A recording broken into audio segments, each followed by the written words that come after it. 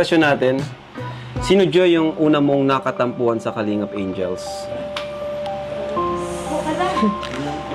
Si... How about sa K-Boys? Baka meron ka nakatampuan sa K-Boys. Sino kaya yun?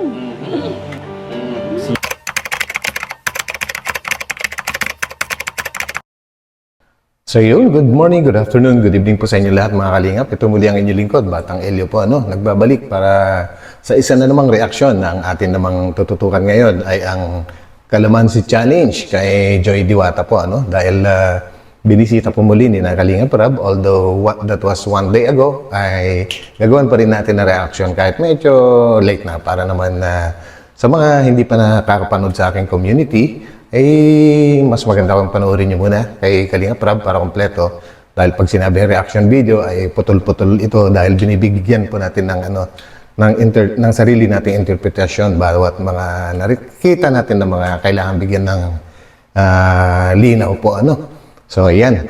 So samahan niyo po ako guys and shout out po sa lahat ng mga Kalingap supporters, sa lahat ng mga totoong sumusuporta sa Kalingap. Shout out po sa inyo lahat, lalong-lalo na sa ating mga OFWs dyan. So, ingat-ingat po tayo palagi dahil malayo po tayo sa ating mga minamahal. Yan, guys. So, patuloy din po nating suportahan ang buong team Kalingap po, sa pangunguna ni Kuya Val Santos Matubang, Ate Edna Vlogs, at syempre, si Kalingap Rab. So, samahan niyo ako guys at pahingin muna po na isang tamsak bago tayo tumuloy. Yan, let's go!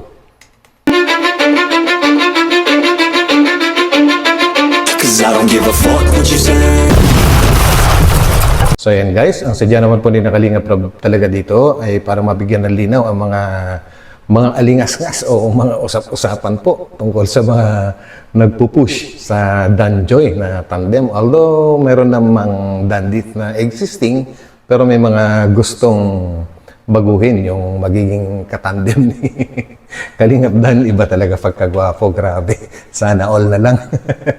So yan guys, at itong reaction na ito ay hindi para magdagdag ng issue po, Ito ay tutulong tayo para hanggat maaari ay matapos na yung issue na yan dahil wala namang kakwenta-kwenta po. So bigyan po natin na reaction ito. Let's go guys. Ayan, so meron din tayong mga may fast talk din tayo. Ayun.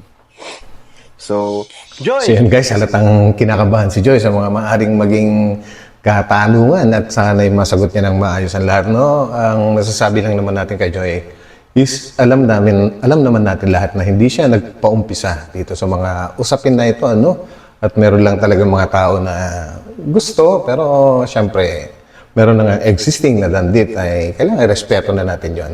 Dagdag na respeto na rin natin sa may gawa ng dandit po, Walang iba kundi si Kalingap Rab. Pagka nirespeto natin ang dandit, ibig sabihin, nirespeto na rin natin ang Kalingap or si Kalingap Rab. So, tuloy natin. Ready ka na ba? Are you ready? Kinakabahan ka? Pero, kaya mo yan. Kaya mo yan. Matagal ka ng Kalingap Yes. Angel, kaya ano na lang sa'yo yan?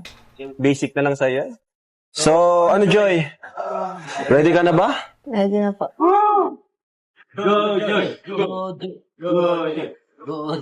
Alright, so ito na tayo at simulan na natin. Yun, so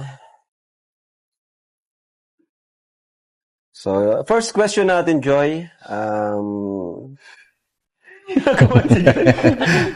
Mga easy question lang to. Sige, simulan natin dun sa mga madadali lang, Joy,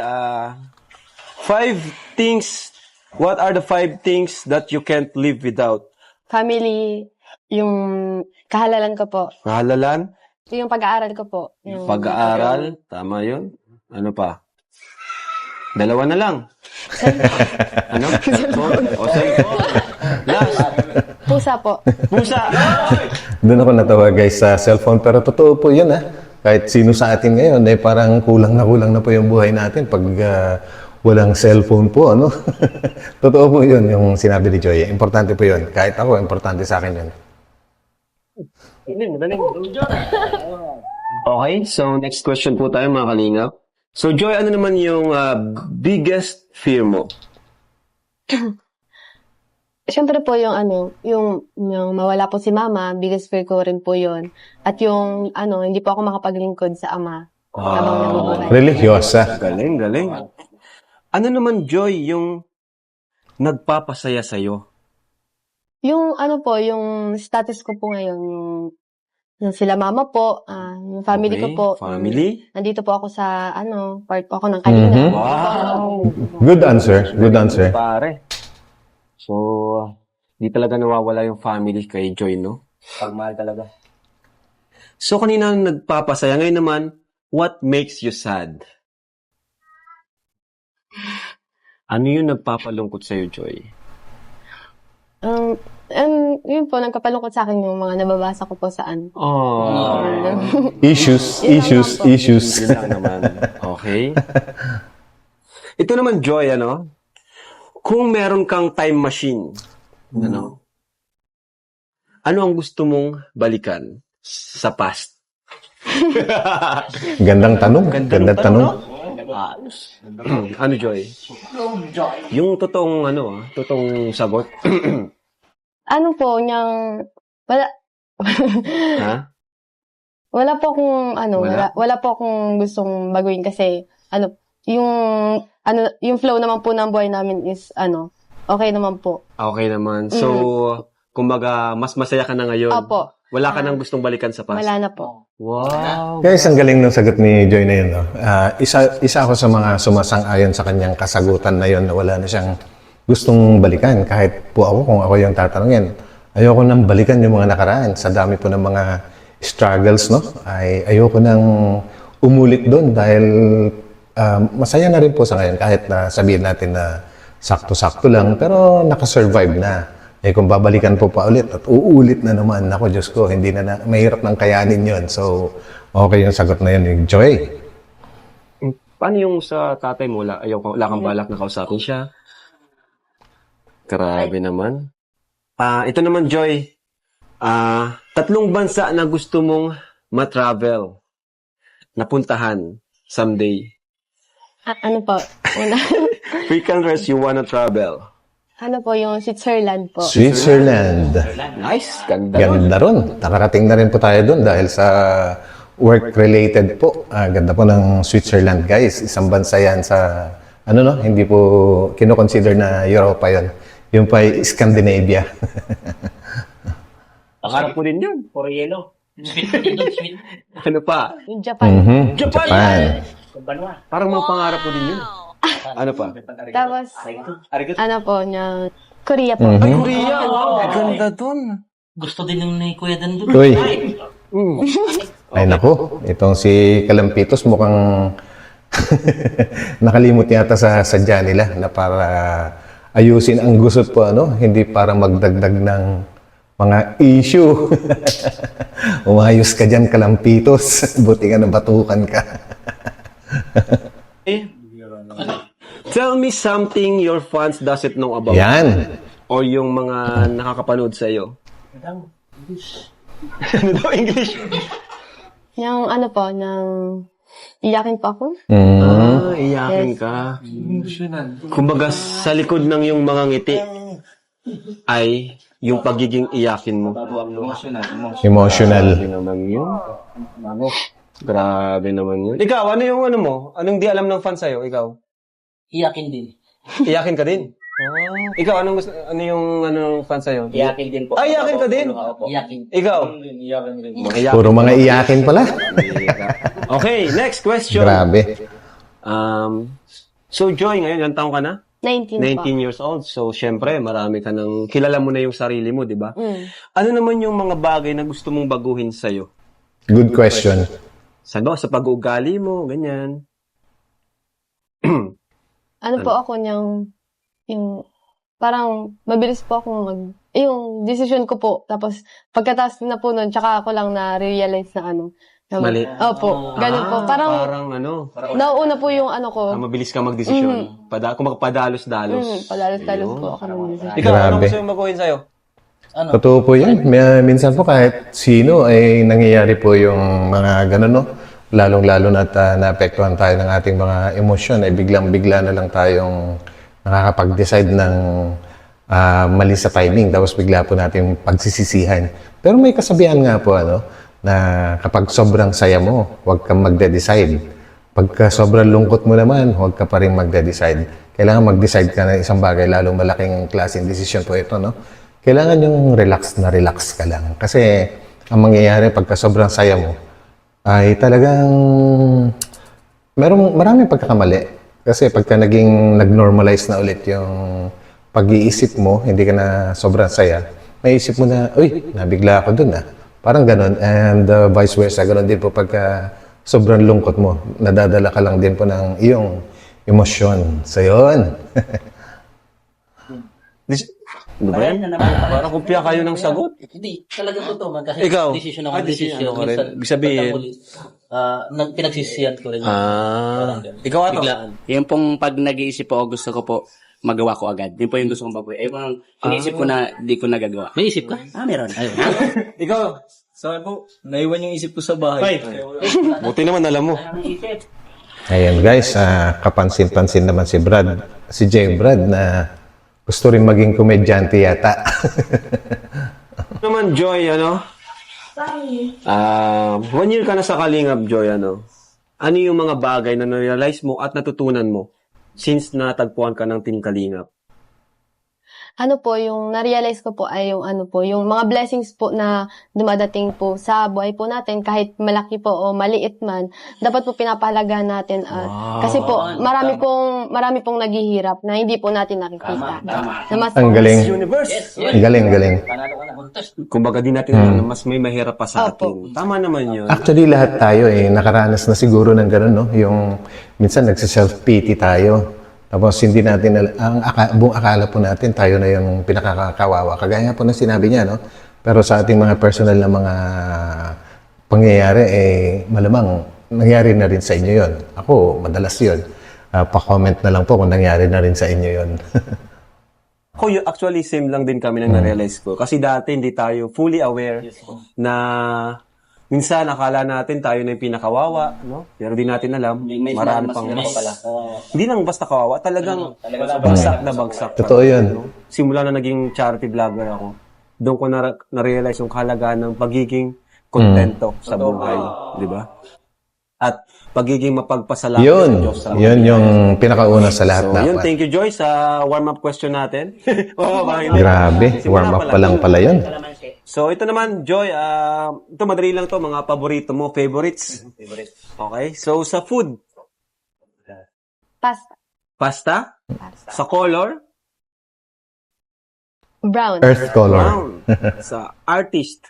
Artist. Wow. Taylor Swift? Movie? Movie. Vicenzo. Vicenzo? Song? Malamang kay Taylor Swift din. Song ay Malamang, katantis. All Too Well. All Too Well. Alright. Grabe, galing natin. Pagod. Galing, grabe galing natin yung sumagot. Ay, kinikilig ka na naman. Pambihira ka.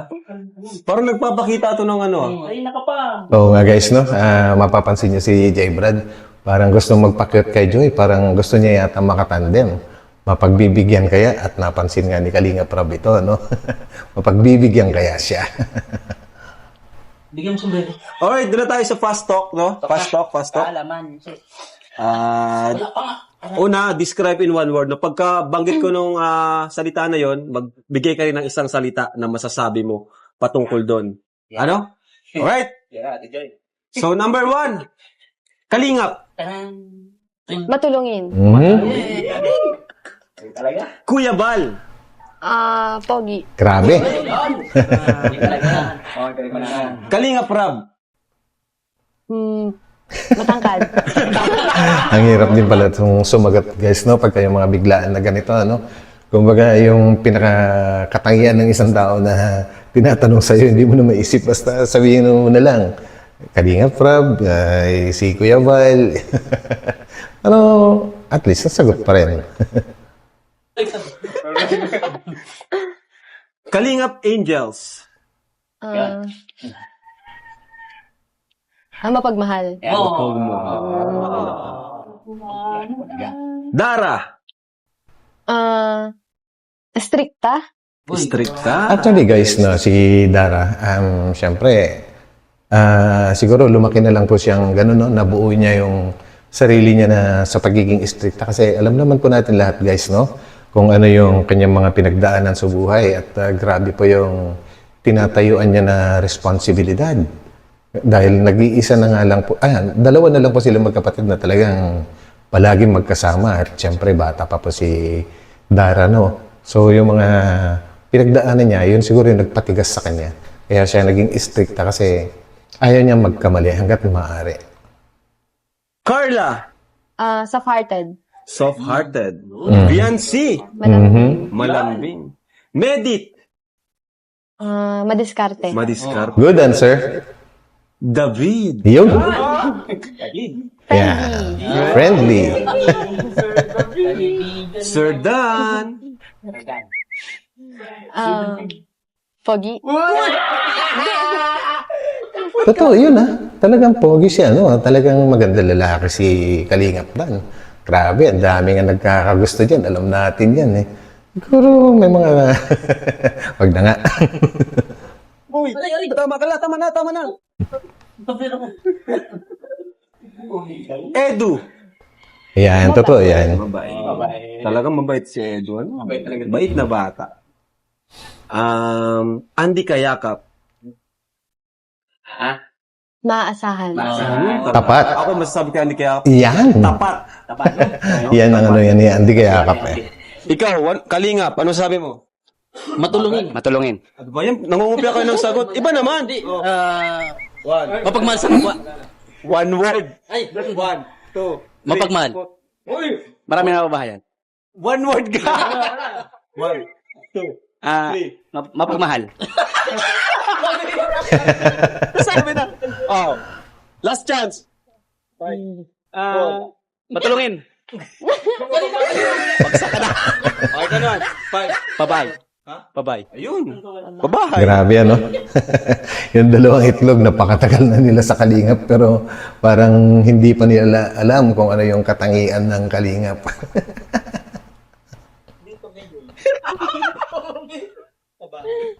Okay, ito na. Balik tayo kay Joy. Oh, Joy. Joy. Sa sarili mo.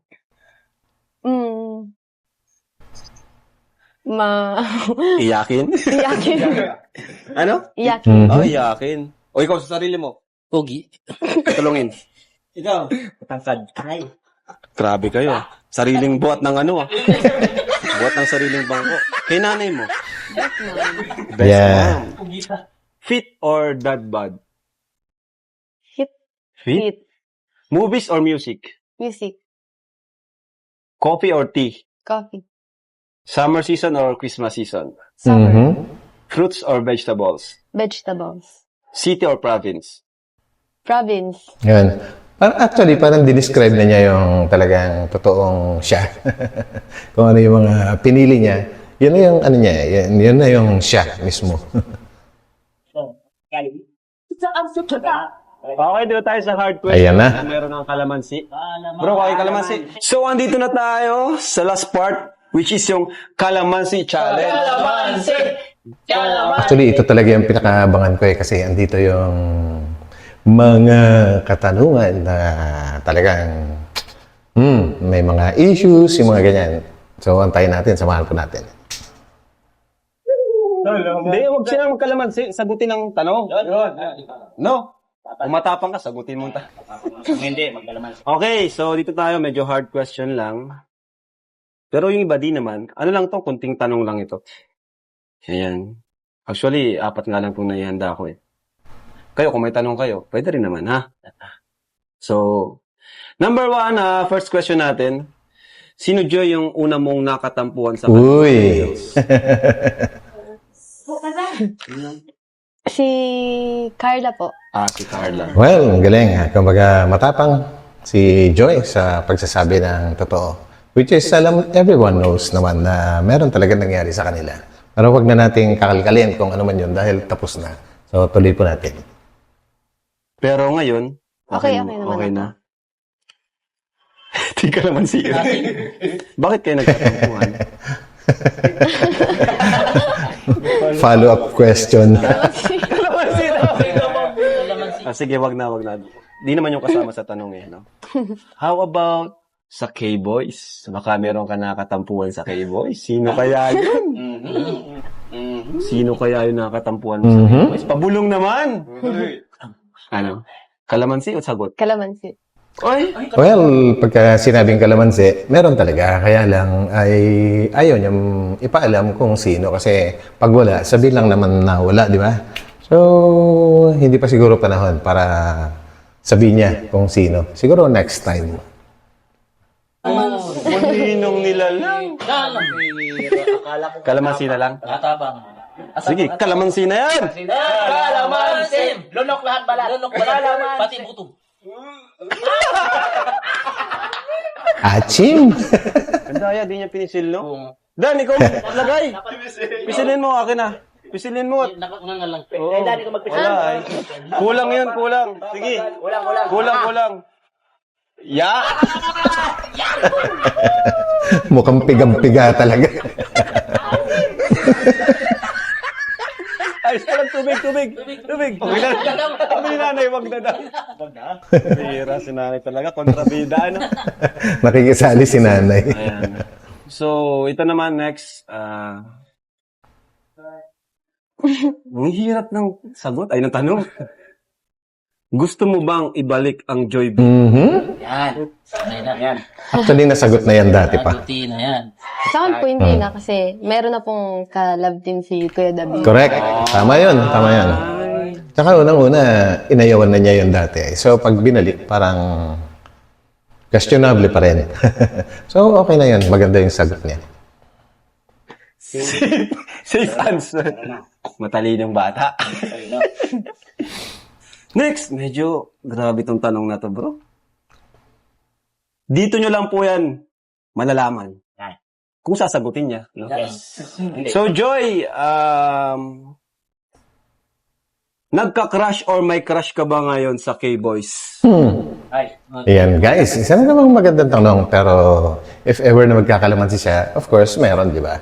At hindi niya gustong sabihin. Pero madali lang naman yun eh. Meron o wala lang naman yung pwedeng isagot dun. Pero kung meron man, guys, no, lahat naman po tayo dumadaan dyan sa mga pakrush-crush na yan. Kumbaga, napaka-normal. Madaling sagutin. Pwede mo nang sagutin yan, Joy. Pero pag hindi mo sinagot, sayang. Kalamansi ulit. Gawa mo. Feeling ka. Kalamansi po. Ay! Kalamansi. Kalaman. Grabe. Kaya Dan, alam mo na. Uy, ikaw magpisil. Alam mo na. Madaya. Kunting ganun lang. Kunting ganun lang. Kaya Dan, lahat pag iba to.